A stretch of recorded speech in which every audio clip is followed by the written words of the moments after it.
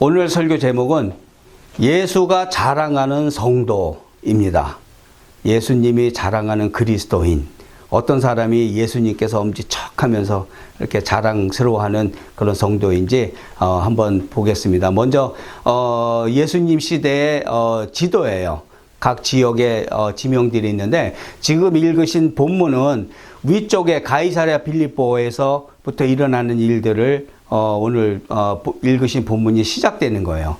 이곳에서 베드로가 믿음의 고백을 했죠. 그렇죠?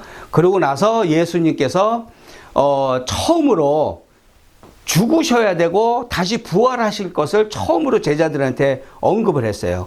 그랬더니 베드로가 지금 읽은 본문에서 뭐라 그래요? 오, no. 절대 안 돼요. 그럴 수는 없어요. 라고 이렇게 화를 낸 그런 대목인데, 지금 이 가이사랴 빌립보에서 지금 예수님과 제자들은 이 예루살렘을 향해서 그 길을 떠나고 있어요. 예수님께서는 이 먼 길 200km에 향하는 이 예루살렘의 여행을 떠나면서 제자들에게 첫 번째로 죽음과 부활을 언급하고 많은 것들을 가르쳐 주고 계세요. 그리고 예루살렘에서 십자가에 매달리시고 죽으셨고 다시 죽은 자 가운데서 살아나시는 부활의 역사를 일으키셨던 것이죠.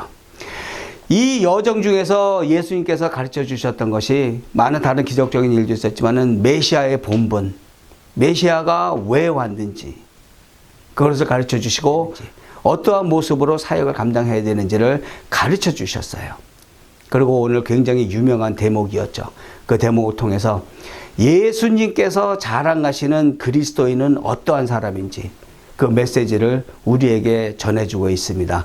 첫 번째로 하나님의 일을 생각하는 제자가 예수님께서 자랑할 만한 그런 성도라는 거예요. 인자가 많은 고난을 받고 장로들과 대제사장들과 서기관들에게 버림받아 죽임을 당하고 사흘 만에 살아나야 할 것을 비로소 그들에게 가르치시되, 처음으로 언급하신 것이죠. 처음으로 예수님께서 죽으셔야 하고 다시 살아나셔야 될 것을 가르쳐 줬는데, 이것은 바로 이 죽음은 메시아로서 온 예수님께서 반드시 해야 될 임무였던 것이에요. 선택사항이 아니었던 것이죠.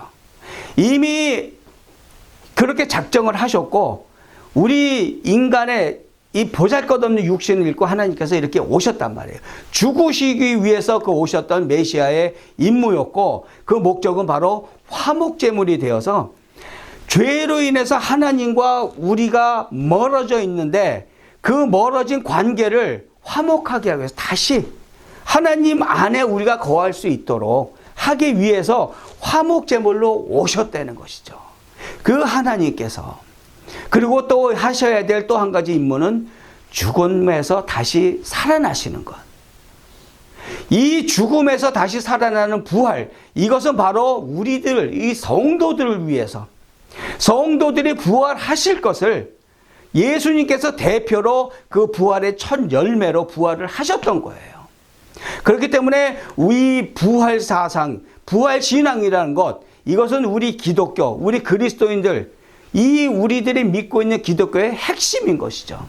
만약에 예수님께서 죽으셨고 부활이 없었다 그러면은 우리 여기 앉아 있을 필요가 없어요. 다 나가서 그냥 딴 거 하면 돼요. 재밌는 거 쫓아다니고 돈 벌러 다니고. 하지만 예수님께서 죽은 자 가운데서 다시 살아나셨고, 우리들의 부활의 첫 열매로 앞에 딱 서 계시기 때문에 우리가 예수님을 믿고 있는 거란 말이죠. 이 부활 신앙 우리에게 있는데, 이렇게 가르쳤더니 제자들이 뭐라 그래요? 조금 전까지만 해도 주는 예수 그리스도하고 뭐 그냥 신앙 고백을 했던 베드로와 그 제자들, 베드로가 뭐라 그래요? 예수를 붙들고 항변하며 대들었다는 얘기예요. 드러내놓고 이 말씀을 하시니 베드로가 예수를 붙들고 항변하며, 아니 예수님 도대체 무슨 소리예요? 죽긴 왜 죽어요? 아직 할 일이 많은데, 이루지 못한 일인데 왜 죽어요? 하고 이렇게 성질을 낸 거예요. 막말로 얘기해가지고 속된 말로 성질을 냈는데, 이렇게 베드로가 예수님한테 아니 되옵니다, 죽다니요, 무슨 얘기 그렇게 항변한 이유는 다른 데 있었던 게 아니고 영적으로 아직 무지했기 때문에 그런 거고, 자신이 노리고 있던 야망이 있었기 때문에 그런 거예요. 자신이 이루고 싶었던 야망이 있는데, 아니 갑자기 그 야망을 이루어질 그 선생께서 죽는다고 하니까 화들짝 놀란 거예요. 지금까지 따라온 건 뭐였어 하고 화들짝 놀랐는데, 이 유대인들의 메시아 사상을 보면 베드로의 심정을 이해할 수가 있어요.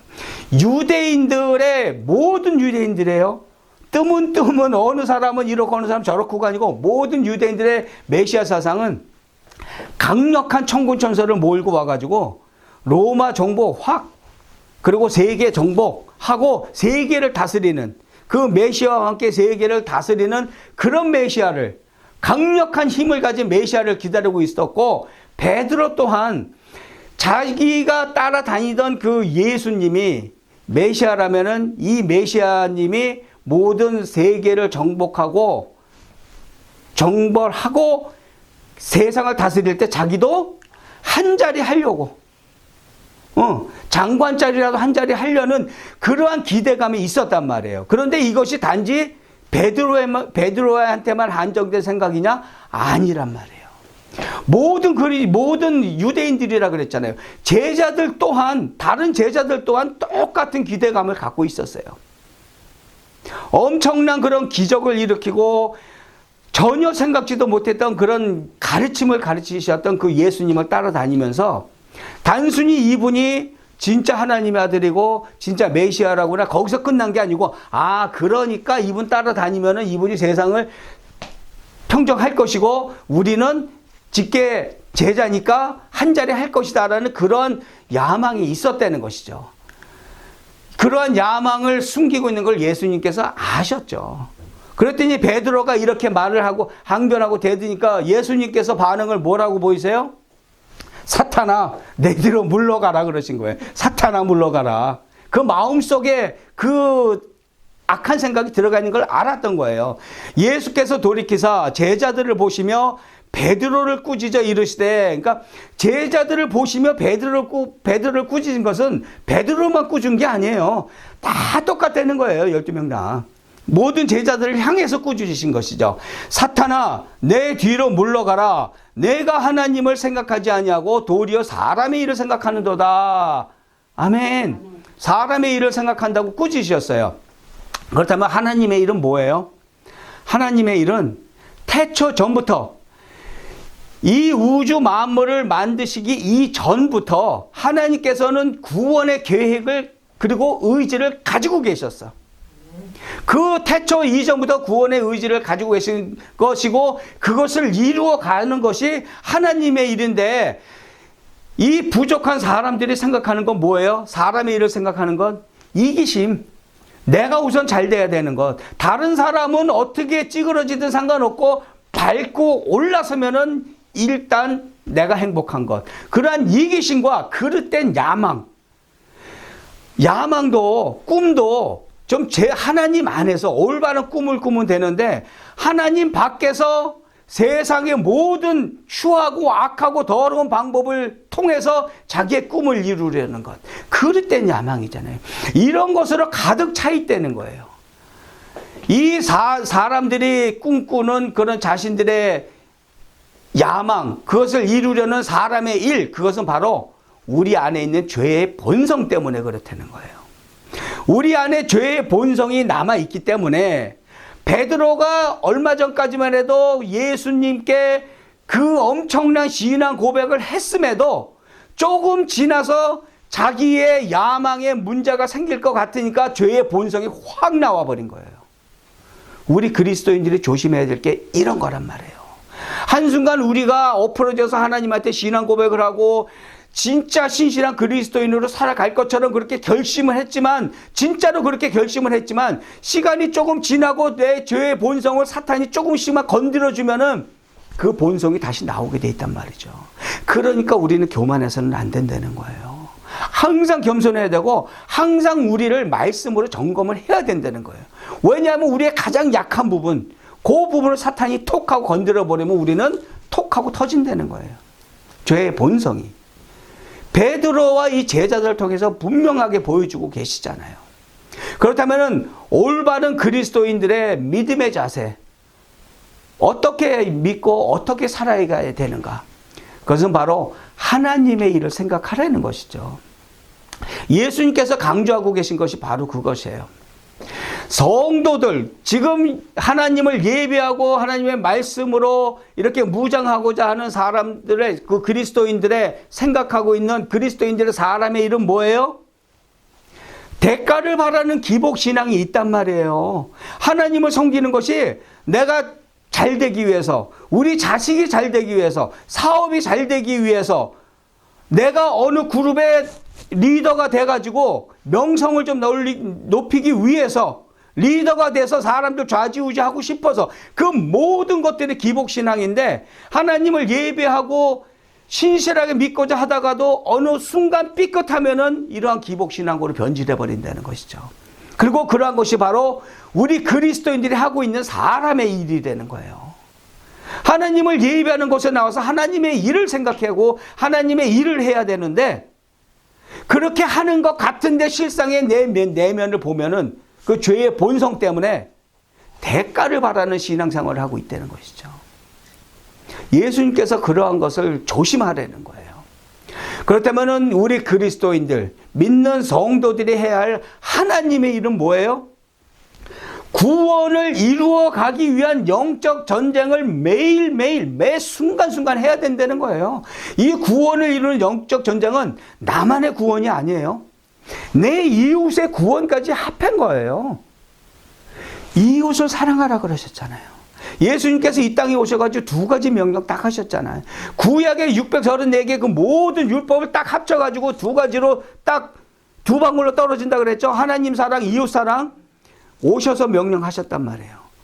이웃 사랑하라 그랬는데 나만 사랑하고 나만 구원받으면 안 된다는 얘기죠.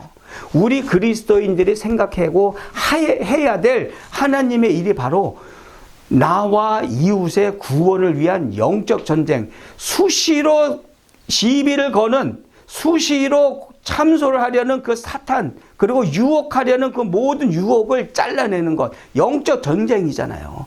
그것을 치루어내는 것이 바로 하나님의 일을 하는 그리스도인들이 되는 거죠. 로마서 8장 13절 말씀입니다. 너희가 육신대로 살면 반드시 죽을 것이로되 영으로서 몸의 행실을 죽이면 살리니 무릇 하나님의 영으로 인도함을 받는 사람은 곧 하나님의 아들이라. 아멘. 우리들의 무기 있죠? 핵무기 있어요? 핵무기보다 더한 무기 있잖아요. 구원을 가려고 영적 전쟁을 하는 우리 그리스도인들의 무기, 바로 하나님의 말씀이 있잖아요. 하나님의 말씀이 있고 예수님께서 보내주신 하나님의 영, 성령이 우리 안에 계시잖아요. 그것이 우리의 가장 크고 강력한 무기란 말이에요. 사탄도 근접을 못한단 말이에요. 하나님의 말씀으로 우리를 비춰보고 우리의 모습이 어떠한지를 바로 보고 고쳐나가고 또 그 말씀의 능력으로 모든 유혹, 죄된 것 물리치고, 죄에 끌려다닐 수 없잖아요. 명령하고 물리쳐야지. 그런 모든 유혹 또한. 그렇죠? 그런 말씀에 나를 비춰보고 하나님 앞에 무릎 꿇고 회개함으로 다시 일어나서 새로운 출발하는 그런 그리스도인의 삶. 그러한 무기가 우리한테 주어졌다는 것이죠. 그렇기 때문에 우리는 하나님의 일을 생각할 수 있어요. 어려운 일이 아니에요. 말씀 안에 있어야 돼. 날마다, 어쩌다 한 번이 아니고 날마다 하나님의 말씀으로 내 자신을 비추고 성령의 검으로 또 성령의 도우심과 인도하심으로 하나님의 일을 생각하고 하나님의 일을 이루어 가야 된다는 것이죠. 그러기 위해서 말씀과 성령으로 무장하고 나와 이웃의 구원을 이루어가는 복음의 군사가 되어야 된다는 것이죠. 아멘. 아멘. 아멘. 아멘. 자, 두 번째, 작은 예수가 되라. 작은 예수가 뭐예요? 예수님보다 키가 좀 작은 사람? 그거 아닌 거 아시죠? 무리와 제자들을 불러 이르시되 누구든지 나를 따라오려거든 자기를 부인하고 자기 십자가를 지고 나를 따를 것이니라. 누구든지 자기의 목숨을 구원하고자 하면 잃을 것이요 누구든지 나와 복음을 위하여 자기 목숨을 잃으면 구원하리라. 예수님께서 제자들에게 말씀하시기를 나를 따라오려고 너희들 지금까지 나한테 이렇게 많은 것을 배웠고 많은 역사들을 봤는데 너희들이 계속해서 나를 따라오려거든 너희들 자신을 부인을 하라 그랬어요. 자기 부인하라는 것. 고도로 아주 최고도로 경건한 삶을 사는 것을 얘기할까요? 예수님께서 그걸 요구하셨을까? 자기 자신을 부인하는 것? 경건한 삶을 살아야 되는 건 맞죠. 하나님께서 우리에게 요구하시는 것이 경건이잖아요. 그런데 진짜 사막의 교부들처럼 어떤 수도사들처럼 진짜 세상과 등지고 사막으로 들어가서 아니면 깊은 산속으로 들어가서 사는 그런 고도로 경건한 삶을 말씀하신 게 아니라는 거죠. 왜냐하면 하나님은 우리의 연약함을 아신다 그랬잖아요. 그렇잖아요. 그렇기 때문에 그렇게 고도로 경건한 삶을 하면 좋지만 우리는 연약해서 할 수가 없는데 이 자기 부인을 하라는 이 말씀은 예수의 죽음과 부활을 인정하라는 거예요. 예수님께서 하나님의 아들이시고 이 땅에 오셔서 십자가에서 죽으셨고 죽은 자 가운데서 다시 살아나신 것을 인정하는 것이 나 자신, 내 자아를 부인하는 출발점이라는 거예요. 왜? 엄청나신 그 위대하신 하나님이 이 땅에 오셨고 나를 위해서 죽었고 내 죄를 도말해 주셨고 나의 부활을 위해서 다시 부활하셨다는 것을 인정한다는 것은 내가 어디 가서 내 이름 내놓을 수 없는 그런 겸손한 자리로 내려간다는 거예요. 그렇게 엄청나고 위대하신 하나님의 능력 앞에서 우리가 어떻게 머리 꼿꼿이 들고 있겠어요? 그렇죠? 그렇다면 내가 계획하고 있는 그 모든 죄된 생각들, 악한 계획들 내려놓을 수밖에 없다는 거예요. 그것이 바로 자기를 부인하는 거예요. 내 욕망에 딸려가는 삶을 죽여버리는 것. 하나님께서 너무도 엄청나신 위대하신 하나님이기 때문에 그 앞에서 어쩌지 못하는 것, 그 앞에 따라갈 수밖에 없는 것, 그것이 바로 나를 부인하는 거란 말이에요. 그러한 자기 부인을 예수님께서 말씀하시는 거고 이렇게 복음을 인정하는 것, 예수님께서 이 땅에 오셔서 죽으시고 다시 살아나셔서 예수 그리스도를 믿고 그 믿음을 고백하는 모든 사람을 구원을 얻는다는 그 복음을 인정하는 것, 인정하는 것이 바로 우리가 감사함으로 살아갈 수가 있다는 거예요. 인정하는지 안 하는지 내가 복음이라는 건 들어는 봤지. 그냥 깊이 생각해보지 않고 기도해보지 않고 그 은혜를 느껴보지 못하고 그냥 강제상에서 선포되는 그 말씀 가운데서 복음이라는 단어는 들어봤어라는 그런 수박 겉핥기식의 신앙을 갖고 있다면 감사함이 있을 수가 없어요. 죽어서 죄인으로 죽어서 패망할 수밖에 없는 그 결과를 사망에서 생명으로 옮기신 그 공로에 그 은혜에 어떻게 감사 안 할 수가 있겠냐는 거예요. 복음이라는 것을 인정을 한다면은 감사한 삶을 살 수밖에 없고 그 위대하신 하나님의 능력 앞에 우리는 경외함으로 신앙생활을 할 수밖에 없다는 거예요. 그리고 평상시 삶도 하나님 앞에 살아가는 경외의 하나님 앞에 살아가는 그런 경건한 삶을 살아갈 수밖에 없다는 것이죠. 이것이 바로 우리 나의 자아, 내 자신을 부인을 하는 그런 삶인 것이죠. 그리고 자기 십자가를 지고 따라오라 그러셨어요. 자기 십자가를 지고 나를 따를 것인지라 그랬어요. 십자가는 두 종류의 십자가 있어요. 예수님께서 지셨던 십자가, 그리고 우리 모두 하나님을 믿는 모든 그리스도인들이 지고 가야 할 십자가가 있는 것입니다. 예수님께서 지셨던 십자가는 대속의 십자가였어요. 우리 죄인들을 대신해서 죽으시고 그 피값으로 우리 죄의 싹을 갚으시고 죽어야 될 죄인들을 살려내신 그 대속의 죽음이 바로 예수 그리스도의 십자가였고, 부활의 은혜로 우리에게 새 소망을, 새 희망을 주신, 이 세상에서 아무 희망도 없이 그저 널브러져 죽은 자 같이 살아가야 될 우리에게 소망을 주시고 새로운 희망을 주신, 비록 우리 삶이 아무리 힘들고 깨지고 부서졌어도 우리에게는 천국이라는 그 소망이 있는 것을 부활의 은혜로 우리에게 주셨단 말이에요. 그것이 바로 예수 그리스도께서 지셨던 십자가이고 우리 그리스도인들 성도들이 지고 가야 할 그리고 따라가야 할 십자가는 바로 성화의 노력이에요. 내 자신을 죽이는 것, 내 옛사람을 죽이는 것. 완벽하게 경건할 수는 없지만은 하나님께서 그렇게 하라 그러셨으니까 경건한 삶을, 거룩한 삶을 살려고 노력하는 것, 그러다가 실수하더라도 하나님의 은혜로 우리가 회개 가운데 다시 새 힘을 얻고 용서함 받고 다시 성화의 삶을 살아가도록 노력하는 것, 그것이 바로 내 옛사람을 죽이면서 내 십자가를 지고 예수 그리스도를 따라가는 거란 말이죠. 그리고 우리는 뭐 해야 돼요? 그 놀라운 복음을 전해야 되죠. 왜? 이웃을 살려야 되니까. 나만 살면 안 되잖아요. 나만 살면은 나만을 사랑하는 것이지만 하나님께서는 분명히 이웃을 사랑하라 그러셨잖아요. 이웃을 살려내야 되는 것이죠. 위로 하나님을 사랑했듯이 아래로도 이웃을 사랑해야죠. 그렇기 때문에 우리는 복음을 들고 만나는 사람마다 그들에게 빛으로서의 삶을 보여줘야 되는 것이죠. 노방 전도를 하건 관계 맺기를 해서 전도를 하건 우리의 삶으로 전도를 해야 돼요. 이 세치혀로 전도를 하는 것이 아니고 우리가 복음을 전할 때, 말씀을 전할 때 성령님께서 역사하세요. 그러한 복음 전도, 거기에 더 중요한 것이 있는 것은 우리가 빛의 자녀로서의 삶을 사는 것을 보여줘야 돼. 빛을 보여줘야 된단 말이에요. 셋째 혀로는 하나님의 말씀을 선포하면서 우리의 삶이 엉망이면은, 우리들의 삶이 어둠에 있으면 전도가 되겠느냐 말이에요. 하나님의 영광을 가리는 일이 되는 거지, 도리어. 이러한 복음 전파의 삶을 사는 것, 그것이 바로 우리들의 인간적인 모든 즐거움, 인간적인 모든 쾌락, 잘라내는 아픔을 겪으면서 십자가를 지고 예수 그리스도를 따라가는 것이에요.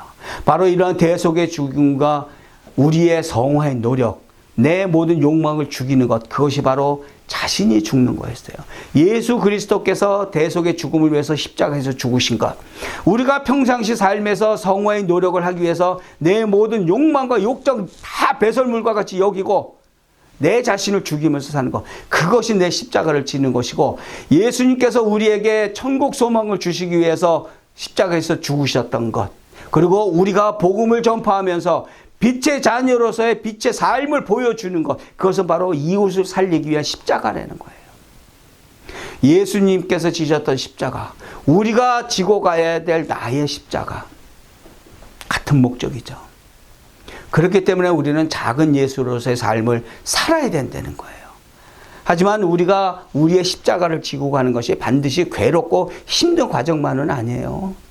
세상의 쾌락을 쫓아가는 사람에게는 고리타분하고 어리석고 이상한 일이고 재미없는 일같이 느껴지지만은, 우리는 하나님의 말씀 가지고 서로 나누고 은혜 받은 것 얘기하고 간증하고 또 복음 전파하고 죽었던 영혼이 하나님으로 돌아오는 그런 일들이 있을 때마다 얼마나 기뻐요.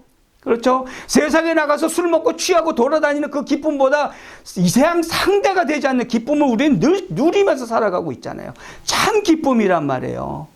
그 더러운 쾌락이 아니고, 그러한 우리의 십자가, 그것은 바로 우리들의 사명입니다. 해도 되고 안 해도 되는 선택이 아니고 반드시 해야 되는 사명이고, 그러한 사명을 우리가 감당해냈을 때 우리는 우리들의 십자가를 통해서 면류관을 받게 됐다는 거예요. 하나님으로부터. 우리가 그것을 바라보고 달려갈 길을 끝까지 달려가야 된다는 것이죠. 그러기 위해서 우리는 작은 예수가 돼야 돼요. 우리들의 삶을 통해서 예수님이 보여줘야 된다는 것이에요.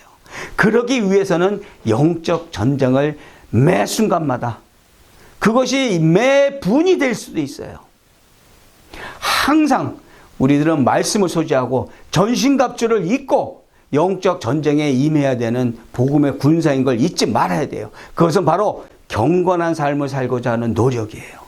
그리고 항상 우리가 깨달았을 때, 나의 실수와 잘못을 깨달았을 때, 죄를 깨달았을 때 하나님 앞에 나가서 회개하고 죄 씻음 받는 것, 또한 또 새로운 힘을 얻고 성령의 힘을 얻어서 나가서 전도하는 것, 이것이 바로 우리들의 영적 전쟁을 하는 그런 삶인 것이에요. 이러한 경건한 삶과 회개와 전도, 무엇으로 이뤄낼 수가 있어요?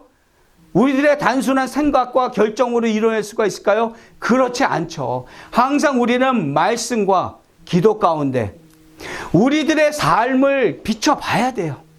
그리고 기도 가운데 불필요한 삶의 모습도 잘라내야죠. 말씀과 기도 없이는 우리가 경건한 삶을 살아낼 수가 없어요. 연약한 존재이기 때문에. 또한 회개 또한 말씀과 기도 없이 우리가 어떻게 회개할 심령이 들어요? 없어요. 말씀이란 거울이 있기 때문에 우리들의 죄가 무엇인지, 내가 지금 무엇을 잘못하고 있는지, 하나님이 가라 하시는 길과 다른 방향으로 가고 있는지 그걸 알 수가 있고 하나님 앞에 그것을 고백하고 죄 씻음 받을 수가 있다는 것이죠. 또한 전도, 우리들 사람의 말을 전하는 게 아니잖아요. 하나님의 말씀을 전하는 것이고, 그렇죠. 그리고 성령의 도우심으로 그 모든 전도의 역사가 일어나는 것이기 때문에 항상 말씀 가운데 거하고 항상 기도 가운데 전도도 해야 되는 것이죠. 이것이 바로 우리들의 영적 전쟁인 것이에요. 요한복음 15장 말씀입니다. 내 안에 거하라. 나도 너희 안에 거하리라. 가지가 포도나무에 붙어 있지 아니하면 스스로 열매를 맺을 수 없음 같이 너희도 내 안에 있지 아니하면 그러하리라.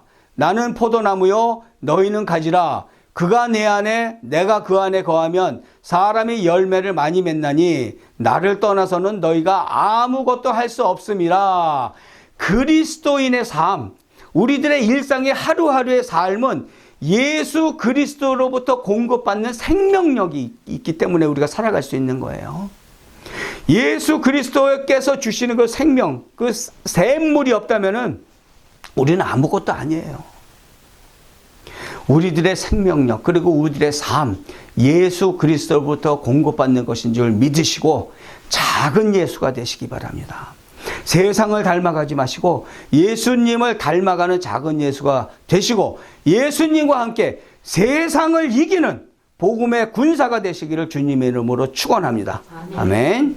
자, 세 번째 메시지, 복음을 자랑하라 라고 전하고 있어요. 사람이 만일 온 천하를 얻고도 자기 목숨을 잃으면 무엇이 유익하리요? 사람이 무엇을 주고 자기 목숨과 바꾸겠느냐 그랬어요. 자기 목숨을 잃으면 무슨 소용이 있겠느냐 그랬어요. 그렇죠? 복권 맞아서 내일 목숨을 잃었어. 무슨 소용이 있어요? 복권 맞은 게. 아무 소용 없잖아요. 그런데 지금 예수님께서 말씀하신 이 목숨은 천하를 얻은 자와 믿음을 얻은 자 동일하게 목숨을 갖고 있어요. 그렇죠? 아무리 악하게 살아가는 사람도 목숨은 붙어 있어요. 숨쉬고 살아가고 있으니까. 당연히 믿음을 얻은 자, 예수 그리스도와 함께 살아가는 우리 그리스도인들 동일하게 목숨을 갖고 있는데 추구하는 게 틀리다는 거예요. 천하를 얻고자 하는 자는 육신의 영광을 위해서 살아가는 거예요. 돈 많이 벌고 더 큰 명예, 더 큰 권력. 그렇죠? 의냐 악이냐는 상관 안 해. 일단 자기가 잘 되고 보면 되는 거예요. 자기 자신의, 자기 육신의 영광을 위해서 쫓아가는 사람과 믿음을 얻은 자들은 추구하는 게 틀린데 믿음을 얻는 자는 영적인 영광을 추구하면서 살아간다는 거예요. 영적인 영광이 뭐예요? 마지막 순간에 하나님 앞에 서는 것, 영화의 순간에 들어가는 것, 구원을 이루는 것, 그걸 추구하면서 살아가고 그 두 가지가 똑같은 목숨을 갖고 있지만 이 두 가지 추구하는 것이 다르기 때문에 그 받는 결과가 다르다는 거예요. 같은 목숨을 가지고 숨쉬고 살아가고 있지만 이 땅에서 무엇을 추구하며 사느냐가 우리가 마지막에 받게 될 그 두 가지 다른 결과로 나타나는데 육신의 영광을 쫓아 사는 사람은 영원한 형벌 가운데 들어가게 돼 있다는 거예요. 무엇을 선택하느냐가 어떠한 열매를 거두게 되느냐를 결정하게 되는 것이죠. 또한 영적인 영광을 추구하며 믿음을 얻은 자들은 영원한 생명, 하나님의 집에서 근심도 없고 걱정도 없고 하나님을 찬양하며 살아가는 그 천국 삶이 기다리고 있다는 것이죠. 그렇기 때문에 우리가 이 세상을 살아가면서 지금 이 땅에서 숨을 쉬며 생명을 유지하며 살아가는 이 순간에 우리가 무엇을 선택하느냐, 복음을 선택하느냐, 세상을 선택하느냐, 그것이 우리들의 마지막을 결정하는 것이 그 예수 그리스도께서 전해주신 그 복음, 좋은 소식, 그 복음이 바로 우리들의 삶을 가르는, 마지막에 삶을 가르는 그 이정표가 된다는 거예요. 생명의 이정표예요. 단순한 이정표가 아니고 우리가 천국에서의 영원한 삶을 살 것이냐, 아니면 지옥에서 영원한 형벌 가운데 살아갈 것이냐, 그거를 갈라놓는 이정표라는 것이죠. 당연히 복음을 선택하죠. 복음의 길로 들어서야 되는 것이죠. 그 선택을 잘 하라는 것이죠. 그렇기 때문에 예수님께서 말씀하실 때 나와 내 말을 부끄러워하면은 어떻게 된다는 거예요? 복음과는 반대되는 길로 가게 된다는 것이죠.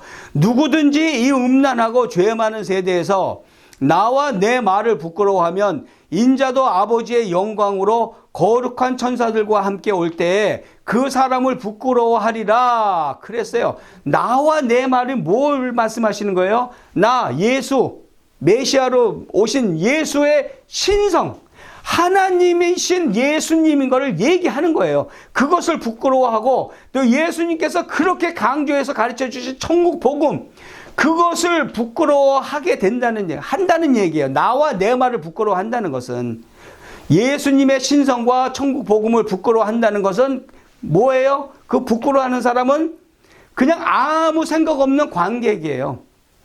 예수님이 하나님인지 목수의 아들인지 그냥 떠도는 청년인지 누군지 관심이 없어. 모르는 건 둘째치고 관심이 없는 그냥 관객에 지나지 않는다는 거예요.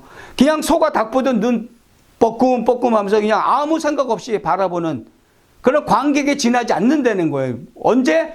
예수님과 예수님이 전하신 복음을 부끄러워한다면은 관계에 지나지 않는데, 만약에 예수님의 이름과 예수님께 전하신 그 복음에 당당하다면은 언제 어디서든지 그 복음을 전할 수 있는 그런 당당함이 있다는 것은, 그것은 바로 예수님께서 하나님의 아들이시고 우리는 천국 복음을 전해야 되는 임무가 있고 우리 천국을 소유한 그리스도인이란 것을 확신하고 있는 주인공이란 말이에요.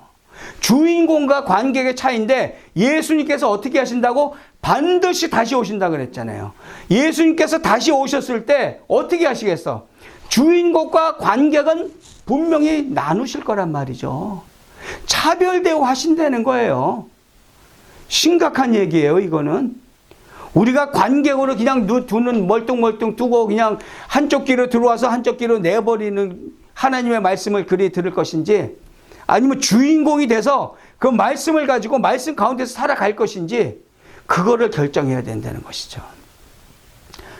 여러분들은 스스로 생각하기에, 나를 스스로 생각하기에 예수님이 나를 자랑스러워할까? 어떠세요? 지금 당장 예수님께서 오신다면은 예수님께서 나를 자랑스러워하는 그리스도인일까? 점검해보고 생각해봐야죠. 부모님께서 자녀들을 자랑을 많이 하죠. 그렇죠? 부모가 자랑스러운 자녀들은 어떤 자녀들이에요? 부모를 영광스럽게 하는 자녀들이잖아요. 어디 그림 대회 나가서 1등상 받아오고, 무슨 과학 경시대, 수학 경시대 가서 상 받아오고 장학금 받아오면 얼마나 자랑스러워. 입에 간질간질하잖아. 그렇죠? 자랑을 해야 되잖아. 그런 건 자랑해야 돼요. 진짜 자랑스러운데 얼마나 노력을 했겠어, 그렇게 되기 위해서. 그렇죠? 공부하는 거 진짜 힘들잖아요. 해보셔서 알잖아. 얼마나 힘든지. 하기 싫잖아요. 하기 싫은 그 모든 것 뒤로 밀어놓고 이루어냈잖아. 얼마나 자랑스러운 자녀들이에요. 칭찬하고 나가서 자랑을 해야죠. 부모의 자랑거리가 바로 그러한 부모를 영광스럽게 하는 자식들이란 말이에요. 그러면 우리의 삶 어때요? 쉽지 않아요. 어려워요. 어떤 순간에 그냥 확 죽어버리고 싶어. 너무 힘들기 때문에. 쉽지 않은 인생살인데 해내야 된단 말이에요. 하나님의 자녀이기 때문에 하나님을 영광스럽게 해야죠. 그러면 하나님이 뭐라 그러셔? 아이고 잘했다, 그래, 수고 많았다, 얼마나 힘들었니 내 아들아, 내 딸아, 잘 왔다 하고 안아주실 거 아니야. 그리고 자랑스러워 할 거란 말이죠. 결코 쉬운 일은 아니에요. 쉽지 않은 이 고통스러운 삶의 연속이지만은 뜨문뜨문 즐거운 일도 있고 뜨문뜨문 괴로운 일도 있지만 하기 싫고 그냥 모든 것을 포기하고 싶은 순간도 있지만 이루어내는 것, 하나님의 자녀이기 때문에 그 어려운 과정을 이겨내고 하나님을 영화롭게 하는 것, 그래야 예수님께서 우리를 자랑스러워한다는 거예요. 누가복음 말씀입니다. 요한이 요단강 부근 각처에 와서 죄사함을 받게 하는 회개의 세례를 전파하니 선지자 이사야의 책에 쓴 바 광야에서 외치는 자의 소리가 있어 이르되 너희는 주의 길을 준비하라, 그의 오실 길을 곧게 하라. 아멘. 예수 그리스도께서는 분명히 말씀하셨어요. 다시 오신다고 말씀하셨어요. 그럼 우리는 뭐를 해야 돼요? 세례 요한과 같이 주께서 오실 길을 준비하고 그 길을 곧게 해야 된단 말이에요. 그러한 임무를 우리는 가지고 있단 말이에요. 바로 경건한 삶으로. 완벽하지는 못할지라도 어렵고 힘들지만 다시 도전하고 다시 서서 경건한 삶을 살도록 노력하면서 기회가 주어질 때마다 복음을 전도하는 것, 복음 전파하는 것, 죽어가는 이웃을 살려내는 것, 그것이 바로 하나님을 영광스럽게 하고 예수 그리스도께서 자랑스러워하는 우리의 삶이라는 거예요. 언제 어디서든지 복음을 부끄러워하지 말고 복음을 자랑하시기 바랍니다. 기회가 주어졌을 때 그 기회를 놓치지 마세요. 하나님을 영화롭게 할 기회란 말이에요. 복음을 자랑하시고 예수 그리스도께서 자랑할 만한 복음의 군사로에서의 삶을 살아내시기를 주님의 이름으로 축원합니다. 아멘. 아멘. 하루를 살아가며 우리 다 마감하는 그 순간, 잠자리에 들었을 때 한 가지씩 질문들 하시나요? 그냥 그저 아이고 그냥 힘들었다 빨리 잠이나 자자, 세수하고 옷 갈아입고 그냥 이불 속에 속 들어와서 바로 코 골고 주무시나요? 주무시기 전에 질문을 한 가지씩 하시기 바랍니다. 오늘 하루는 예수님이 자랑할 만한 그리스도인이었는가? 스스로 질문하시고 스스로 답하시고 그 다음 날을 계획하시며 잠에 드시기를 간절히 바랍니다. 로마서 1장 말씀입니다. 내가 복음을 부끄러워하지 아니하노니 이 복음은 모든 믿는 자에게 구원을 주시는 하나님의 능력이 됨이라. 먼저는 유대인에게요 그리고 헬라인에게로다. 복음에는 하나님의 의가 나타나서 믿음으로 믿음에 이르게 하나니 기록된 바 오직 의인은 믿음으로 말미암아 살리라 함과 같으니라. 아멘. 하나님의 일을 생각하시기 바랍니다. 세상의 일, 내 육신의 욕망을 생각하지 말고 하나님의 일을 생각하시면서 말씀과 성령으로 나 자신의 구원과 내가 사랑하는 이웃의 구원을 이루어내시기를 축원합니다. 또한 그렇게 되기 위하여 작은 예수님을 닮은 그런 작은 예수가 되시기를 바랍니다. 그 예수 그리스도와 함께 나를 구원해 주신, 십자가에서 죽으시고 피와 물을 쏟으시고 나를 살려내신 그 예수 그리스도와 함께 세상을 이겨내는 복음의 군사가 되시기를 또한 축원합니다. 복음을 자랑하세요. 어떠한 순간에도 비겁하게 물러서지 말고 복음을 자랑하고 예수 그리스도께서 다 자랑스러워할 만한 그러한 복음의 군사가 되시기를 예수 그리스도의 이름으로 축원합니다. 아멘. 우리 같이 기도하겠습니다.